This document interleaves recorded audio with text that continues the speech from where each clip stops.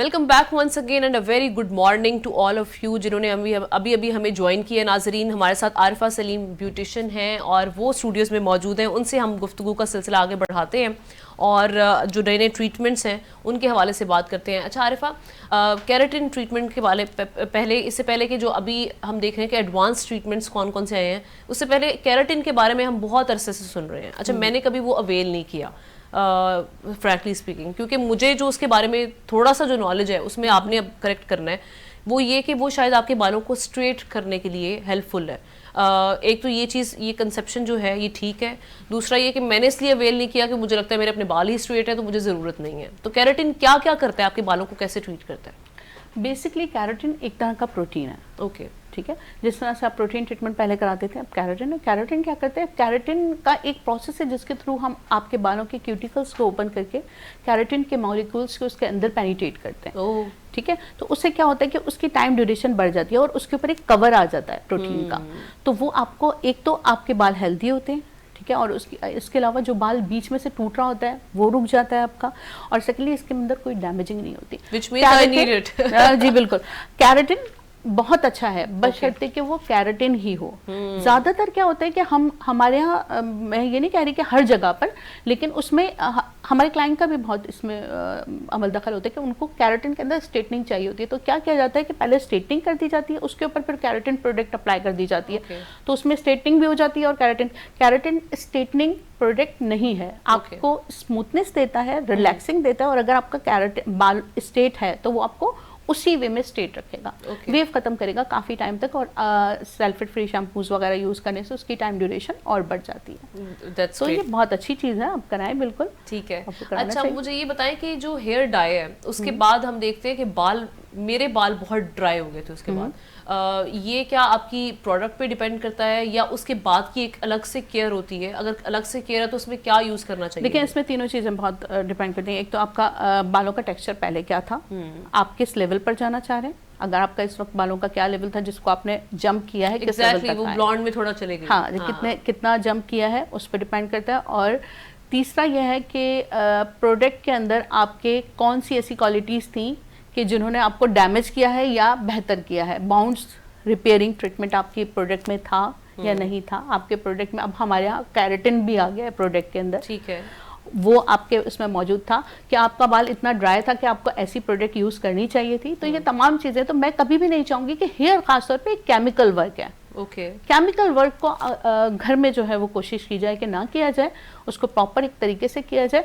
और कलर कोई भी किया जा सकता है, किसी भी तरह के बालों पे कोई भी कलर आ जाता है, लेकिन ज़्यादातर ये होता है कि हम जब ज़्यादातर वो ख़वातीन जो थोड़ी एज में पहुंचती हैं तो उनके वाइट हेयर्स आना शुरू हो जाते हैं, तो वो बगैर गाइडेंस के मुसलसल कलर एप्लीकेशन घर में करती रहती हैं, उसकी वजह से कलर कोटेड हो जाता है। तो फिर आप उसके ऊपर कुछ भी नहीं कर सकते। एक टाइम आ जाता है कि आप उसको कभी रिमूव करके डैमेज करने वाली बात होती है। ठीक है, तो बाकी ये है कि आप बिल्कुल कलर चेंज हर वॉश के बाद हेयर कंडीशनर अप्लाई करना कितना जरूरी है? हेयर कंडीशनर होना चाहिए आपका, या ये अगेन वही बात आती है कि हम कहते हैं कि हम इतना केमिकल अपने बालों पे क्यों लगाएं, तो हर वॉश के बाद होना चाहिए? देखिए, पहले तो ये है कि वॉश रोज नहीं होना चाहिए। एग्जैक्टली, ठीक है ना, हर वॉश में आपके 2 दफा 3 दफा 2 to 3 टाइम्स मतलब होना चाहिए। उसके साथ कंडीशनर अप्लाई करने का तरीका होना चाहिए। कंडीशनर अप्लाई करने के लिए आप डायरेक्टली अपने स्कैल्प पे कंडीशनर यूज नहीं करते, सिर्फ और सिर्फ ये तरीका होता है। मैं थोड़ा सा बता दूं, गाइड कर दूं। ये इस तरह से आपने हाथों में इस तरह से लिया, कंडीशनर को ऐसे अप्लाई करना है, ठीक है, ऐसे, ठीक है, और इसको एज इट इज छोड़ देना है। और अगर आपको थोड़ा सा ड्राई हेयर का इशू है तो आप इसको मल्सीफाई करेंगे। जितना आप मल्सीफाई करेंगे उतना पेनिट्रेट होगा क्यूटिकल्स के अंदर आपका कंडीशनर। और फिर आपने जब बिल्कुल आपका हाथ बिल्कुल खत्म हो गया उसके अंदर से कंडीशनर, तो हल्का सा आपने ऐसे करके बस अप्लाई किया और वॉश करिए, बस ये तरीकेकार होना चाहिए। अच्छा, उसके वॉश ड्यूरेशन कितना होना चाहिए एप्लीकेशन का? एप्लीकेशन का ड्यूरेशन 5 to 7 मिनट होना चाहिए। अगर बहुत ज़्यादा ड्राई हेयर है तो आपको तकरीबन थोड़ा सा टाइम तक अगर मल्सीफाई करेंगे तो आप खुद रिजल्ट देखेंगे। और कंडीशनर भी लाजमी सी बात है, एक अच्छा होना चाहिए आपके पास। एग्जैक्टली, वो भी अगेन वही बालों को देखते हुए फिर आपने उसका पढ़कर उस तरह से नॉलेज लेके फिर आपने करना। ड्राई हेयर के लिए इजीली आप कोई भी कंडीशनर अच्छा सा अप्लाई कर सकते हैं। बिल्कुल। अच्छा, अब मैं थोड़ा सा आती हूँ, आजकल हम ये देख रहे हैं कि आपको मैनी पेडी की तरफ लोगों का जो रुझान है वो बहुत ज़्यादा है। एक तो ये कि महीने में कितनी बार होना चाहिए, obviously it's all about your nails, क्योंकि लोगों के बारे में, लोगों को ना एक ये गलत मिसकंसेप्शन कह लें कि शायद ये पाया जाता है कि आपके जो पूरा हैंड्स एंड हर चीज़ की वो एक पैम्परिंग हो जाती है, वो होती है, वो एडिशनल है बिल्कुल। लेकिन it's all about your nails, cuticles. तो ये कितने महीने में कितनी बार होना चाहिए वैसे यूजुअली? नॉर्मली तकरीबन 1 मंथ की ड्यूरेशन में हो जाना चाहिए। क्यूटिकल्स रिमूव इजीली हो जाते हैं 1 मंथ। एक महीने में कुछ लोग तो बहुत ज़्यादा जाते हैं मैनिपेडी। बिल्कुल बिल्कुल होता है। तो उसमें ज़रूरी नहीं है कि क्यूटिकल्स, फिर वही है ना, हैंड्स एंड फीट को पैम्पर करना है, अपने आप को रिलैक्स करना है। तो 15 डेज के बाद भी अभी किस किस्म के आप लोग ऑफर कर रहे हैं मैनिपेडी? देखिए, हमारी स्पा में प्रोडक्ट्स होती हैं, उसके हवाले से जो है वो डिफरेंट वाइटनिंग होते हैं और स्पेशल मैनिपेडी होता है, इस तरह के डिफरेंट। ये अभी आप सर्दियां आ रही हैं तो आपका जो है वो एक वैक्स है, नाम जहन में नहीं आ रहा जी, तो वो वैक्स वाला जो है वो बहुत अच्छा रहता है। अच्छा। तो उसमें बहुत सॉफ्टनेस आ जाती है हाथों के अंदर, पैरों के अंदर। तो अभी अब सीजन शुरू होने वाला है। लोग जो है, मैंने नोटिस किया कि अपने चेहरे पे बड़ी तवज्जो देते हैं, हाथ पाँव को कहीं ना कहीं असाइड कर देते हैं कि चलो यार ये चल जाएगा, कि इस पे अपने फेस पे तवज्जो देते हैं। तो ये मेरे ख्याल में आपको आपके जिस्म का हिस्सा है, इन पे भी तवज्जो इतनी जरूरी है, बिल्कुल देनी चाहिए, पैम्परिंग करना बहुत जरूरी है। अच्छा, एक चीज़ ये कि डार्क सर्कल्स बहुत ज़्यादा ख़वातीन में इसका है, मर्दों में भी हम देखते हैं आजकल। तो खैर सोशल मीडिया का वक्त है और लोग ऑल द टाइम अपने फ़ोन पे रहते हैं, एक तो ये रीज़न हो सकती है, दूसरा जेनेटिक्स में भी होता है, फिर आपकी खुराक और आपका उठना जागना सोना, सब ये सारी चीज़ें बहुत मैटर करती हैं। डार्क सर्कल्स को ट्रीट करने के लिए आप क्या रिकमेंड करेंगी कि क्या करना चाहिए? कोई टोटका है, कोई ऐसी एडवाइस आप शेयर करना चाहें? देखिए, पहले तो टेंशन एक सबसे बड़ी वजह है इसकी, जो कि आपको पता है आजकल हमारे माहौल में बहुत ज़्यादा है। एग्जैक्टली। तो ये तो एक इशू अपनी जगह पर है, लेकिन उसके साथ साथ ये कि नींद का पूरा होना बहुत ज़रूरी है और अपनी डाइट का ख्याल रखें, जितना आप पानी ज़्यादा से ज़्यादा पिए। और उसके अलावा जो है वो ट्रीट करने के लिए अब अगर किसी प्रोडक्ट पे जाते हैं तो ज़रा मुश्किल हो जाएगा, क्योंकि according to skin different product है और हम हर किसी को मतलब एक उसके साथ गाइड नहीं कर सकते कि किस तरह से किया जाए। इससे बेहतर तरीका ये होता है कि आप अपने आइज़ को क्लीन रखें और जो फेस आपके आइस पैड्स मिलते हैं उनको अपने अर्के गुलाब में भिगोकर डिफ्रीज करना है, फ्रीज करना है। और फ्रीज करने के बाद आपने जब भी आपको लगता हो कि आप बिल्कुल रिलैक्स हो गए, इसमें कोई टाइम नहीं है, जब भी आपको लगता हो कि आप अपने लिए आधा 1 घंटा निकाल सकते हो, तो उनको अपनी आंखों पे रख के बिल्कुल रिलैक्स होकर आपने बैठ जाना है या लेट जाना है। अपनी पोजीशन को यूं रखना है, इस तरह ना अपर साइड पे। तो उससे बहुत ज़्यादा इसमें फ़र्क पड़ता है। विटामिन सी का सीरम आप रोज़। हाँ, सीरम का मैं पूछने लगी थी कि सीरम जो है ये वर्थ इट होता है? बिल्कुल वर्थ इट होता है, बिल्कुल। और बहुत अच्छी प्रोडक्ट आ गई हैं इसमें अब तो। पहले तो हर चीज़ के लिए हमें बाहर जाना वो होता था कि कोई आ रहा है या हम जा रहे हैं तो हम कर लें, ले लें या मंगवा लें।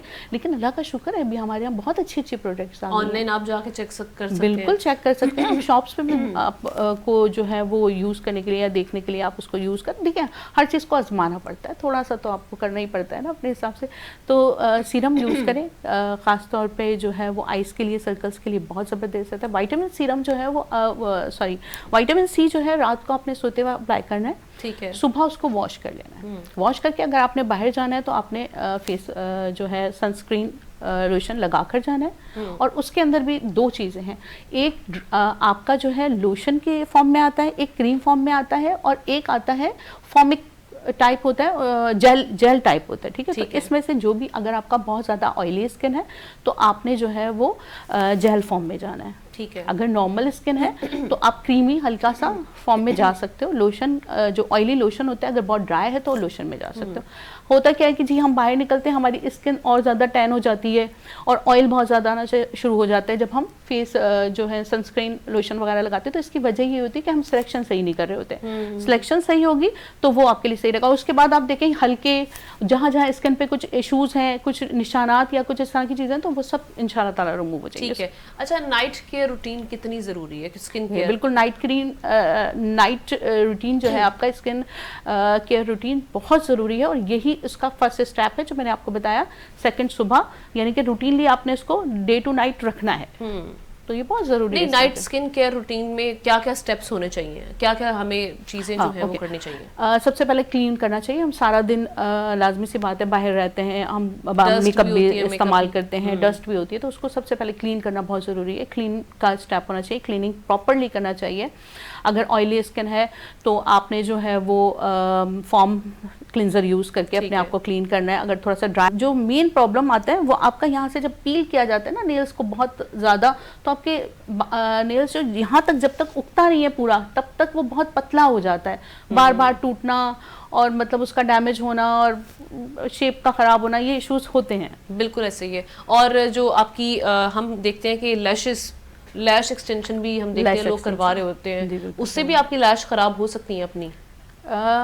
उसमें इतना ज़्यादा इशू नहीं होता नेल्स का ज़्यादा, क्योंकि उसको पील करना पड़ता है, इसमें कोई इतना ज़्यादा प्रॉब्लम नहीं होता है। आप देखिए फेक लैशेस वैसे भी हम लोग अप्लाई करते हैं ना, हाँ। तो वो निकल जाती है। हाँ, बात ये है कि वो चाहते हैं कि जी घर में ही हम इसको रिमूव कर लें और मतलब अप्लाई हुआ है या थोड़े अर्से में, तो उसका एक प्रोसेस है, उसके तहत ही उसे रिमूव कराना चाहिए, तो इसमें कोई इशू नहीं है। अच्छा, एक चीज़ मुझे ये बताइएगा कि आप अपने सैलून के हवाले से, क्योंकि अब हमारे पास वक्त बहुत कम है, तो मैं चाह रही हूँ कि आप थोड़ा सा अपना बता दें कि आप ये जो सैलून है कब से रन कर रही हैं एंड कहाँ पर आपका सैलून है? देखिए, PCHS ब्लॉक 2 में मेरा सैलून है, मोमल सैलून स्पा के नाम से, और तकरीबन 19 ईयर्स से मैं इसे रन कर रही हूँ एक ही जगह पर, और माशाल्लाह अल्हम्दुलिल्लाह। और मेरे यहाँ जो हमारी वर्किंग है बेसिकली स्किन पे और मतलब फेशियल्स वगैरह, इस पर हमारा सर्विसेज में ये है। और बेसिकली मैं खुद एक मेकअप आर्टिस्ट हूँ और हेयर एक्सपर्ट भी हूँ, इंटरनेशनल हेयर एक्सपर्ट हूँ मैं। और इसके अलावा मेरा क्रिएटिव वर्क के हवाले से मैंने काफ़ी काम किया है अल्हम्दुलिल्लाह। और जो है वो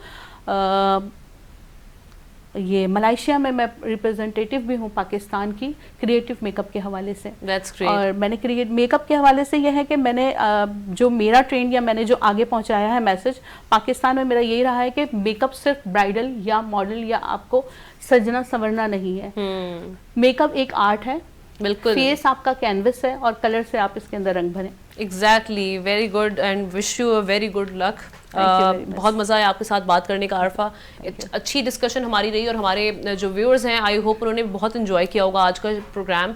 नाजरीन, जिस तरह से हम देख रहे हैं कि नए नए ट्रेंड्स आ रहे हैं, अगेन आपने जहाँ जब कहीं इन्वेस्ट करना है अपना, आपकी पॉकेट मनी को, आपने जो पैसे जो जहाँ पे इन्वेस्ट करने हैं वो बड़े सोच समझ के करने हैं। अगेन वही बात आ जाती है, ऑथेंटिसिटी बहुत मैटर करती है। ऐसा सैलून जो ऑथेंटिक हो, उसमें थोड़े से पैसे ज़्यादा लग जाएंगे ज़रूर आपके, लेकिन आपका जो एक प्रोडक्ट का जो एक आउटपुट निकल कर आएगा ना, वो फिर आप फील भी करेंगे। तो इसलिए थोड़ी सी आपने कोशिश ये करनी है कि जहाँ भी जाएँ उसकी रिसर्च करके जाएँ, नॉलेज लेके जाएँ, फिर देखिएगा कि आपको रिजल्ट्स मिलेंगे। इसके साथ ही आज के प्रोग्राम का वक्त खत्म हुआ चाहता है। इंशाल्लाह कल फिर आपकी खिदमत में हाजिर होंगे। अल्लाह हाफिज़।